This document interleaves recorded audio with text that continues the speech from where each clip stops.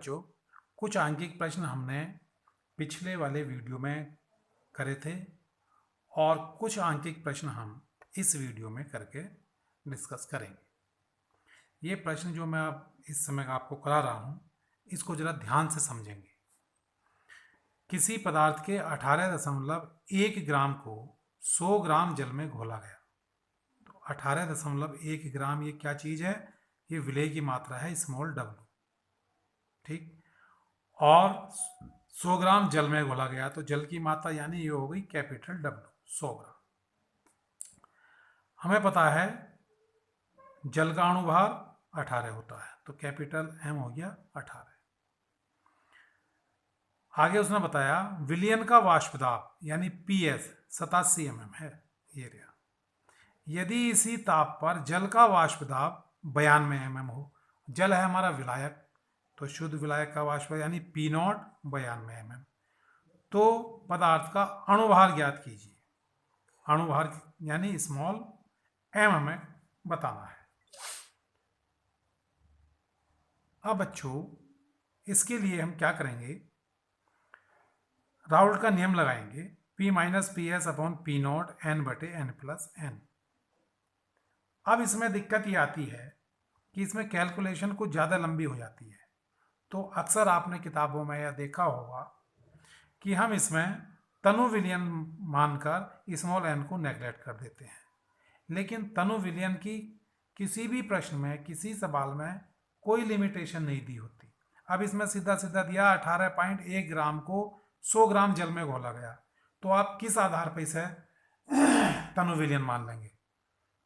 भाई 100 ग्राम में 18.1 ग्राम है, तो तनु विलयन है या नहीं है, इसका निर्णय कौन करेगा? तो इसलिए इन सब चीज़ों से, इस विडंबना से बचने के लिए हम क्या करते हैं, हम राउल्ट के नियम को सरलीकृत कर लेते हैं। उससे हम एक अपना अलग नियम बनाएंगे, जिससे कैलकुलेशन भी हल्की होगी और जो आंसर आएगा वो बहुत सटीक आएगा, बिल्कुल शुद्ध। ध्यान आप ये रखेंगे कि जब बोर्ड के पेपर में करेंगे तो इस सूत्र को, जो मैं इससे अगला सूत्र बनवाऊंगा, सीधा सीधा लगा के सवाल ना करें। जैसे मैं ड्राइव करा रहा हूँ यही डेरिवेशन शो करें, ताकि एग्जामिनर को लगे कि बच्चे को ओरिजिनल सूत्र भी पता है, लेकिन उसने कठिनता से बचने के लिए इसको सरल किया है। तो आप लिखेंगे सूत्र इसको सरलीकृत करने के लिए या सरलीकृत करने पर। कैसे सरलीकृत करेंगे? हम इसको पहले एक बार पलट देंगे, इसको व्युत्क्रम कर देंगे दोनों तरफ। तो पी नॉट बटे P not minus P S, ऐसे ही एन प्लस एन बटे स्मॉल एन, ये आ गया। अब हम इसको क्या लिख सकते हैं? 1 प्लस कैपिटल एन बटे एन। इस 1 को इधर ले जाओ, यानी जब ये प्लस का है तो इधर जाकर माइनस का हो गया, तो P not upon P not minus P S minus 1 is equal to N upon N. इसे सॉल्व करा तो ये क्या आ गया? P not minus P not plus P S बटे P not minus P S is equal to N upon N. P not से P not, you plus का था यू माइनस का कैंसिल, आ गया P S upon P not minus P S is equal to capital N upon small N. अब जैसा हमने वहां व्युत्क्रम करा था, फिर उसे अपनी पुरानी स्टेज में लाने के लिए फिर से इसको पलट दिया, व्युत्क्रम कर दिया। और व्युत्क्रम करने पे क्या आया? P not minus P S upon P S. जहां ओरिजिनल सूत्र में पी नॉट था, उसकी जगह हमारा क्या आ गया? पी एस आ गया, इज इक्वल्स टू, अब अपने आप ही एन बटे एन प्लस एन की जगह स्मॉल एन बटे कैपिटल एन आ गया। यही हम यूज करते थे तनु विलयन मान के। अब हमें तनु विलयन मानने की भी जरूरत नहीं है और कैलकुलेशन भी हमारी सटीक आएगी। अब स्मॉल एन की वैल्यू होती है विलेय के मोल, स्मॉल डब्ल्यू बटे small M upon capital W बटे कैपिटल एम। तो इसको हमने सरल कर दिया, तो ऊपर ले गए, नीचे स्मॉल कैपिटल डब्ल्यू रह गया और एम चला गया ऊपर। ये इसमें हम वैल्यू पुट करते हैं। देखो पी नॉट कितना दे रखा है? पी नॉट की वैल्यू दे रखी है 92 माइनस पी एस दे रखा 87 बटे 87 बराबर 18.1 ये इस सूत्र में जब हम मान रखेंगे तो पी नॉट की वैल्यू है 92 और पी एस की वैल्यू है 87, ये रख दिया। स्मॉल एन की जगह वो क्या नाम, स्मॉल डब्ल्यू की जगह 18.1, एम हमें ज्ञात करना, कैपिटल एम दिया है 18 और कैपिटल डब्ल्यू है 100, इसको हमने कैलकुलेट कर लिया तो इससे एम आ जाता है हमारा 56.69, बिल्कुल सटीक आंसर आएगा। तो एक बार आप वीडियो को रोक के या वीडियो के बाद में इसको अपने आप करेंगे, मैं जितने भी सवाल करा रहा हूँ एक बार अपने आप करके देखो पहले, उसके बाद फिर अपना मिलान वीडियो से कर लो, पॉज करके और वीडियो चला के इसमें मिलान कर लो।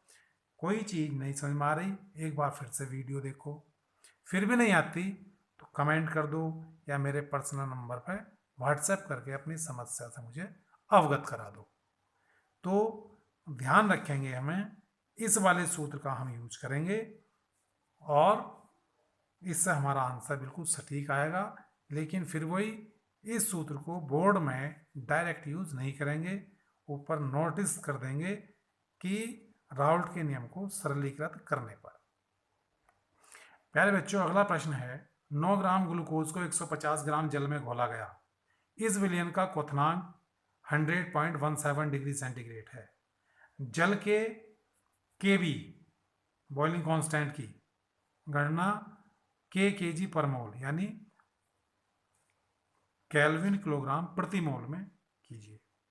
यानी ये जो है मोलल अवनमन स्थिरांक उसमें पूछा है, केजी का मतलब मोलल, और अगर प्रति 100 होता तो मोलर हो जाता या आणविक। क्या दिया, 9 ग्राम ग्लूकोज यानी स्मॉल डब्ल्यू 9 ग्राम दे दिया, 150 ग्राम जल कैपिटल डब्ल्यू 150 ग्राम, ग्लूकोज का अणुभार 180 होता है तो स्मॉल एम 180, क्वथनांक 100.17 डिग्री से विलियन का दिया है यानी P S sorry T delta T B दिया है 100.17 डिग्री सेंटीग्रेड, कैल्विन में बदल दिया, 273 जोड़ा तो 373.17, ठीक है। अच्छा, क्योंकि वो कैल्विन में पूछ रहा ना। अब विलियन किसका है, जल का, शुद्ध जल का, टीवी नॉट 100 डिग्री यानी 373 कैल्विन, केबी की हमें गणना करनी है। सूत्र हमें पता है, टीवी बराबर KB W 1000 upon small M into capital W. इससे अगर हम केबी निकालना चाहें तो इसकी मल्टीप्लाई ऊपर आ जाएगी, टीबी एम डब्ल्यू बटे डब्ल्यू इंटू 1000, इसमें वैल्यू रख दो, 0.17 गुणा 180 गुणा 150 बटे 9 गुणा 1000, कैलकुलेट करके आ जाता है 0.51 कैल्विन किलोग्राम प्रति मोल। ये इसका आंसर आ गया, ठीक है। अब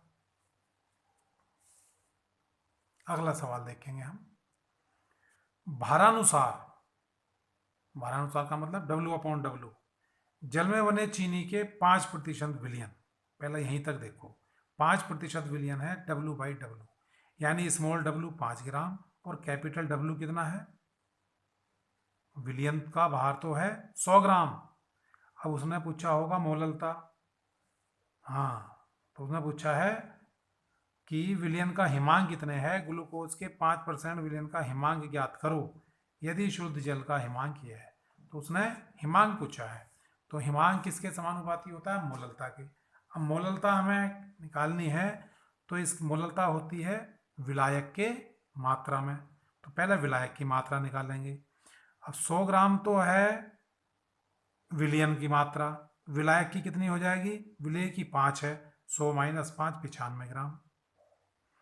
चीनी का विलियन है तो एम 342, विलियन का हिमांक दिया यानी टी एफ 271 कैल्विन, जल का विलियन है तो T F not 273.15, accurate value जल के क्वथनांक हिमांक की यही होती है 273.15, के एफ की हमें गणना करनी है, के एफ ही तो पूछा उसने, विलियन 5% क्या है, ग्लूकोज के 5% विलियन का हिमांक ज्ञात करो यदि शुद्ध जल का हिमांक इतने है, ठीक है ना।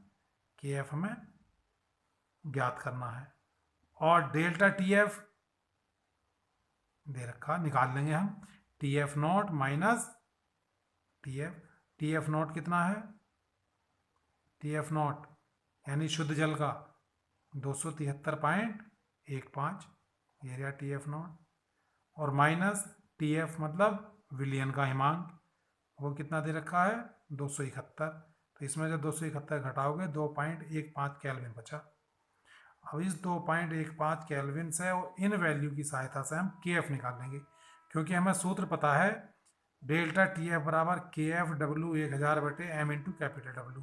तो इससे KF बराबर TF into M into W बटे W इंटू 1000, इसमें वैल्यू रख देंगे, कैलकुलेशन करके वैल्यू आ जाती है 13.97। ये इसका KF की वैल्यू हो गई। अगर इसका मात्रक पूछा जाता तो आप लिख देते, हालांकि लिख देना चाहिए हमें, kg पर मोल, ये इसका मात्रक हो जाता है। अब प्रश्न में उसने पूछा है ग्लूकोज के 5% विलयन का हिमांक ज्ञात करो। ग्लूकोज के 5% विलयन का हिमांक ज्ञात करना है। तो KF की वैल्यू हमने इससे निकाली ली। अब 5% विलयन है ग्लूकोज का, इसी टेम्परेचर पे है, उसके लिए अब हम सूत्र लगाएंगे। देखो ग्लूकोज के लिए W 5 है क्योंकि 5% विलयन है, अणुभार इसका 180 होता है, कैपिटल W 95 है क्योंकि 5% है, तो 100 ग्राम तो विलयन की मात्रा हो गई, तो विलायक हो गया 95। KF हमने ऊपर निकाल ही लिया, 13.97 आया। अब डेल्टा TF रख दो इसमें, डेल्टा TF बराबर KF W 1000 बटे M into capital W, value रख दी, कैलकुलेशन करी, 4.08 केल्विन आया। ये क्या आ गया, हिमांक में अवनमन। जब हिमांक में अवनमन इतना है और उसने पूछा है हमसे हिमांक यानी TF पूछा है, डेल्टा TF ये है, TF हमें ज्ञात करना है और TF नॉट हमें पता है 273.15, और डेल्टा TF बराबर होता है TF नॉट शुद्ध विलायक का हिमांक माइनस विलयन का हिमांक। तो TF बराबर क्या हो जाएगा, TF not minus delta TF, यानी 273.15 में से 4.08 घटा दिए, 269.07 केल्विन आ गया 5% ग्लूकोज विलयन का हिमांक। ये इसका आंसर आया। अगला प्रश्न है 6 ग्राम यूरिया को 200 ग्राम जल में घोलने पर प्राप्त विलयन का क्वथनांक 100.28 डिग्री सेंटीग्रेड है। इसका हिमांक क्या होगा यदि जल का मोलल उन्नयन स्थिरांक और मोलल अवनमन स्थिरांक 0.52 और 1.86 मोलल हैं। तो क्या क्या दिया है, एक तो स्मॉल w दिया 6 ग्राम, ठीक है, यूरिया है, कैपिटल W 200 ग्राम दे दिया, विलयन का क्वथनांक यानी TB 100.28, हिमांक हमसे पूछा है यानी TF पूछा है, हिमांक विलयन का हिमांक पूछा TF। अच्छा, जल का मोलल उन्नयन स्थिरांक, मोलल उन्नयन स्थिरांक मतलब KB, जल का मोलल उन्नयन स्थिरांक दे रखा उसने KB 0.52 डिग्री सेंटीग्रेड प्रति मोलल, और अवनमन स्थिरांक जो है वो 1.86 यानी KF, हिमांक का अवनमन 1.86 डिग्री सेंटीग्रेड पर मोलल, ये भी वैल्यू दे रखी है। जल का क्वथनांक हमें पता है, शुद्ध जल का 100 डिग्री सेंटीग्रेड होता है। अब विलयन का 100.28, शुद्ध जल का 100, तो क्वथनांक में उन्नयन डेल्टा TB कितना आ गया, दिस माइनस दिस यानी 0.28 डिग्री सेंटीग्रेड। इतनी चीज समझ में आ गई होंगी। अब हमको सूत्र में रखना है, पहले देखो हिमांक में अवनमन का और क्वथनांक में उन्नयन का, दोनों के सूत्र लिखें। तो हिमांक में अवनमन का हो गया डेल्टा टी एफ बराबर के एफ डब्ल्यू 1000 बटे एम इंटू कैपिटल डब्ल्यू, और क्वथनांक में उन्नयन का टी बी बराबर के बी डब्ल्यू 1000 बटे एम इंटू कैपिटल डब्ल्यू। अब हम इसको क्वथनांक में उन्नयन से हिमांक में अवनमन को भाग दे दें, यानी delta T F upon delta T B. तो के एफ बटे के बी इंटू डब्ल्यू इंटू 1000 यहाँ भी है, डब्ल्यू इंटू 1000 यहाँ भी है, एम डब्ल्यू यहाँ भी है, एम डब्ल्यू यहाँ भी, ये सब कट जाएंगे, ये कट गए एक दूसरे से। सीधा सीधा आ गया T F upon T B बराबर के एफ अपॉन के बी। इनमें हमें निकालना है टी एफ। टी एफ बराबर क्या हो जाएगा, डेल्टा टी एफ बराबर K F into T B बटे के बी। इनकी वैल्यू रख दो, के बी की और के एफ की और के बी की वैल्यू दे रखी है, और डेल्टा टी बी हमने निकाल लिया है 0.28। इनकी वैल्यू रखी, 1 आया। तो जब डेल्टा टी एफ यानी हिमांक में अवनमन 1 केल्विन है या 1 डिग्री सेंटीग्रेड है, तो हिमांक कितना हो जाएगा। अब जल का हिमांक तो 0 डिग्री सेंटीग्रेड होता है, तो 0 माइनस 1 यानी -1 डिग्री सेंटीग्रेड हिमांक आ जाता है इसका, विलयन का। ठीक है, एक और सवाल देखते हैं। 0.1 मोलल कैल्शियम नाइट्रेट के जलीय विलयन के क्वथनांक की गणना करो। और क्वथनांक का आणविक उन्नयन स्थिरांक दिया है 0.52 kg पर मोल। मोलर उन्नयन स्थिरांक इन्होंने दिया है। कैल्शियम नाइट्रेट का सूत्र है CaNO3 का होल ट्वाइस। अब ये देखेंगे हम कि जो कैल्शियम नाइट्रेट है, ये जो है ये आयनिक यौगिक है, ये वियोजित होता है विलयन में। और वियोजन कैसा होगा इसका, CaNO3 का होल ट्वाइस कैल्शियम में और 2 नाइट्रेट आयन में, इनमें टूट जाता है। एक अणु से कितने आयन मिले, 3। अब चूंकि क्वथनांक का उन्नयन ये तो कैसा प्रॉपर्टी है, क्वथनांक में उन्नयन कॉलिगेटिव प्रॉपर्टी है, अणु संख्या गुण है, तो अणुओं की संख्या पर निर्भर करेगा। तो इसमें एक जब 3 में टूट रहा है, तो इसमें आई की वैल्यू कितनी आ गई, 3। आई की one two factor, one two गुणांक कितना आ गया, 3। तो पहले हम डेल्टा टी बी निकाल लें। डेल्टा टी बी बराबर क्वथनांक में उन्नयन कितना होता है, K B into molality into van't factor, जो मैंने सूत्र लास्ट में लिखवाया था।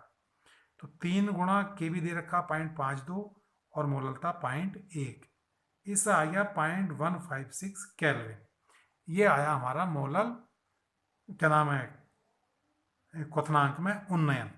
अब उन्होंने पूछा है इसके जलीय विलयन का क्वथनांक कितना होगा।